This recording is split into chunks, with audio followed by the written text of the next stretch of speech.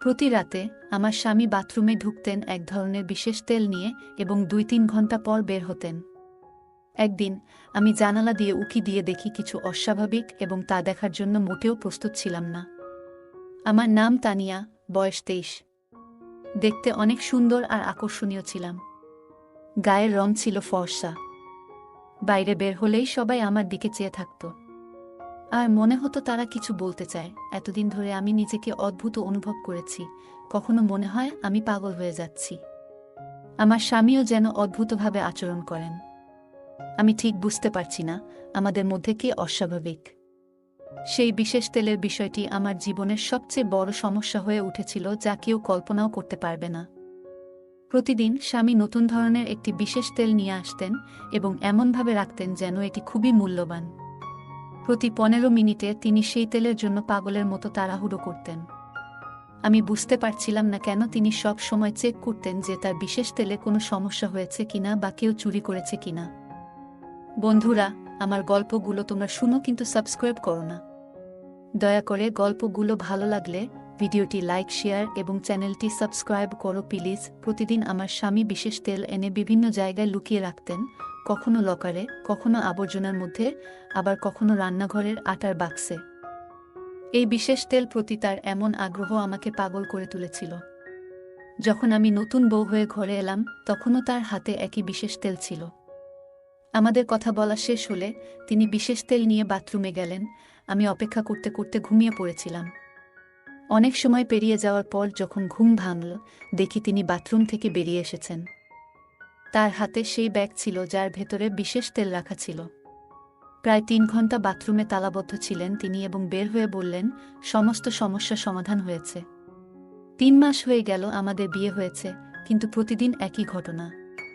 Bathroom থেকে পানি পড়ার শব্দ আর স্বামীর অদ্ভুত আচরণ আমাকে খুব চিন্তিত করে তুলেছিল। তবে কাউকে বলতে সাহস পেতাম না। এক রাতে জানালা দিয়ে উঁকি দিয়ে দেখলাম স্বামীর বিশেষ তেলের মন্ত্র রহস্য। আমার মা-বাবা আমাকে অনেক ভালোবাসতেন। আমি ছিলাম তাদের ছোট মেয়ে, সব ভাই বোনের মধ্যে সবচেয়ে ছোট। আমার ছোটবেলায় অনেক অসুস্থ ছিলাম। বাবা-মা সবসময় আমার জন্য প্রার্থনা করতেন। আমার চিকিৎসা চলছিল, তাই পরিবারের সবাই আমাকে অনেক ভালোবাসত। বাবা-মা সবসময় ঈশ্বরের কাছে প্রার্থনা করতেন আমার সুস্থতার জন্য, কিন্তু তারা জানতেন না যে তাদের জীবন এত তাড়াতাড়ি শেষ হয়ে যাবে এবং তাদের আদরের কনিষ্ঠ কন্যাটি একা হয়ে যাবে। আমি তখন মাত্র ৭ বছর বয়সী। একবার আমরা পিকনিকে যাচ্ছিলাম, হঠাৎ বাস দুর্ঘটনার কবলে পড়ি। দুর্ঘটনা এত ভয়াবহ ছিল যে আমার বাবা-মা এবং ভাই বোন সবাই ঘটনাস্থলেই মারা যান। আমি বেঁচে গিয়েছিলাম, কিন্তু সেই দিনটি আমার জীবনকে পুরোপুরি বদলে দিয়েছিল। অনেকেই আমাকে দেখে দুঃখ প্রকাশ করত, ভাবত আমি বাবা-মা ছাড়া কিভাবে বাঁচব। আমার মনে হয় যদি আমি সেদিনও চলে যেতাম তাহলে ভালো হতো। সবাই বলতো এই মেয়ে এতিম হয়ে জীবন কাটাবে। আমার পুরো পরিবার হারিয়ে গিয়েছিল। সেই সময় আমার বাবার সৎ ভাই আমাকে তার বাড়িতে আশ্রয় দিয়েছিলেন, কারণ অন্য কেউ আমাকে রাখতে চাইছিল না। আমার মায়ের আত্মীয়রাও আমাকে নিজেদের বাড়িতে নিতে ভরসা পাননি। ওরা আমাকে অনেক ঠাট্টা করত, আর সেই ঠাট্টা শুনতে শুনতে আমি বড় হলাম। যখন বিয়ের বয়স এলো, আমার খালা আমাকে এমন একজনের সাথে বিয়ে দিলেন যাকে আমি চিনতাম না। আমি ভাবতাম খালার বাসায় সারাদিন কাজ করতে হবে, তাই স্বামীর বাড়িতে কাজ করাই ভালো। স্বামী খুব সুদর্শন ও স্মার্ট ছিল, কিন্তু তার পরিবার সম্পর্কে আমি কিছু জানতাম না। আমার খালা আমাকে বলেছিলেন, তোমাকে এখন শ্বশুরবাড়িতে থাকতে হবে। আমার কাছে তোমার খরচ বহন করার টাকা নেই। যাই হোক না কেন, তোমার শ্বশুরবাড়ির সাথে থাকতে হবে। আমি বুঝতে পারলাম খালা আমাকে তাড়াতাড়ি বিয়ে দিয়ে নিজের মেয়েদের জন্য পথ পরিষ্কার করতে চেয়েছিলেন। বিয়ের পরে স্বামীর পরিবারের অদ্ভুত আচরণ দেখে আমি চিন্তিত হয়ে পড়লাম। আমার স্বামী বিয়ের প্রথম রাত থেকেই আমাকে এড়িয়ে চলত। সে সারা রাত বাথরুমে কাটাত, আর আমি ভাবতাম হয়তো সে এসে ঘুমাবে। কিন্তু ১ মাস পেরিয়ে গেলেও স্বামী আমাকে স্পর্শ করেনি। শাশুড়ি বললেন, তোমার স্বামী তোমাকে একদিনও স্পর্শ করেনি। আমি বুঝতে পারলাম আমার জীবন সত্যিই কঠিন হতে চলেছে। লজ্জার কারণে আমি কাউকে কিছু বলতে পারিনি। ১ মাস পরে মামির সাথে দেখা করতে গেলে তিনি আমাকে দেখে আঁতকে উঠলেন এবং নানা প্রশ্ন করতে লাগলেন। আমি বিস্মিত হয়ে তার দিকে তাকালাম। তিনি আগেও এমন অদ্ভুতভাবে কথা বলেছিলেন, যেন আমার সাথে কোনো সম্পর্ক নেই। তার কথায় আমি খুব কষ্ট পেলাম, কারণ আমার শৈশব এই বাড়িতেই কেটেছে। আমি ভাবতাম মামা খালার সাথে দেখা করার আমার অধিকার আছে, কিন্তু এখানে এসে দেখলাম আমার স্বামী বাথরুমে যাচ্ছিল। আমি তার কাছে তুচ্ছ মনে হলাম। আমি নীরব থাকলাম, রাগ নিয়ন্ত্রণ করলাম এবং আমার ভাগ্যকে মেনে নিলাম। প্রতি মুহূর্তে ভাবতাম, কেন আমি নীরব থাকি? আমার স্বামীর সত্যতা প্রকাশ করা উচিত, কিন্তু বাস্তবে কিছু করতে পারতাম না। নিজেকে ঘরের কাজে ব্যস্ত রাখতে শুরু করলাম, রান্না, পরিষ্কার, পরিবারের জামাকাপড় ইত্যাদি। খালার বাড়িতে কাজের মেয়ে ছিলাম, আর এখন শ্বশুরবাড়িতেও একই জীবন যাপন করছি। একদিন ভাবলাম, আর কতদিন এভাবে বাঁচব? রুদ্ধস্বরে স্বামীকে সব বললাম। শোনার পর তার মা নাতিনাতনি চাইলেন, আর স্বামী বিদ্যুতের শকের মতো হয়ে গেল। আমি নিশ্চিত হলাম স্বামী পুরুষত্বহীন।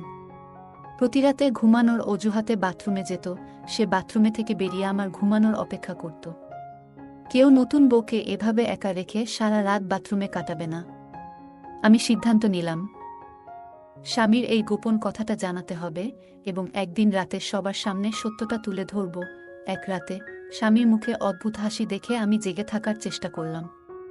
সে বলল, তুমি তাড়াতাড়ি ঘুমাও, আমি ডিস্টার্ব করব না। তারপর রুমের লাইট অফ করে বের হয়ে গেল। শুয়ে পড়ার সাথে সাথে আমি ক্লান্ত হয়ে পড়ে ঘুমিয়ে যেতাম। আজ জেগে থাকার চেষ্টা করছিলাম, কিন্তু ঘুমের উপর নিয়ন্ত্রণ ছিল না।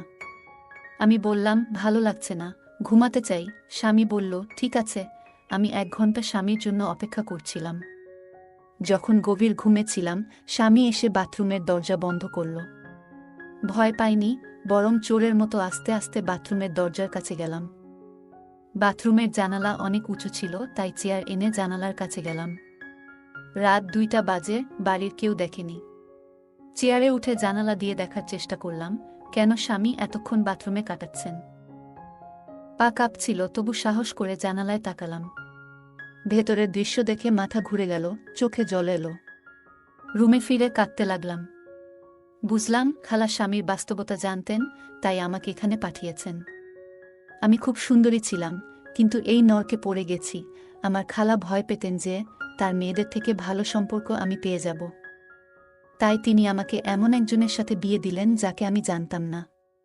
আমি বুঝতে পারলাম, শাশুড়ি ও শ্বশুরবাড়ির লোকেরা স্বামীর আসল চেহারা জানতেন না। তারা নিজেদের জীবন নিয়ে ব্যস্ত ছিলেন এবং স্বামীর দিকে কেউ নজর দিত না। অনেক অভিভাবক মনে করেন সন্তানকে বিয়ে দিয়ে দায়িত্ব শেষ, কিন্তু আমার জীবন নষ্ট হল। স্বামী পুরুষত্বহীন, অথচ কেউ জানত না। তারা শুধু আমাকে বিয়ে দিয়েই দায়িত্ব শেষ মনে করেছিল। আমি নীরব থাকার মেয়ে নই, চুপ থেকে কিছু অর্জন করতে পারি না।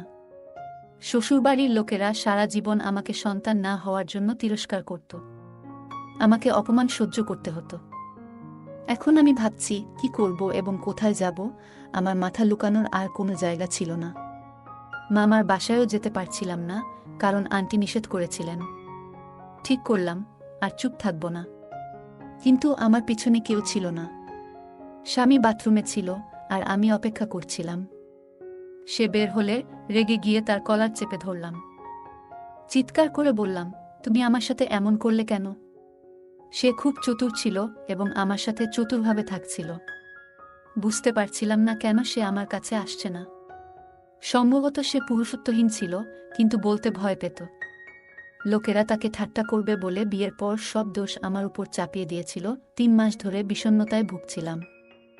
আজ যখন তাকে ধরে জিজ্ঞাসা করছিলাম, সে অবাক হয়ে আমার দিকে তাকিয়েছিল, যেন বিশ্বাস করতে পারছিল না যে আমি তার মিথ্যা ধরে ফেলেছি। আমার কথা শুনে স্বামী বিস্মিত হয়ে আমার দিকে তাকিয়ে রইলেন, কোনো উত্তর দিলেন না। আমি বললাম, তোমার লজ্জা হওয়া উচিত। তুমি এমন নোংরা কাজ করছো। আমি তোমার মতো নপুংসক মানুষের সাথে বাঁচতে চাই না।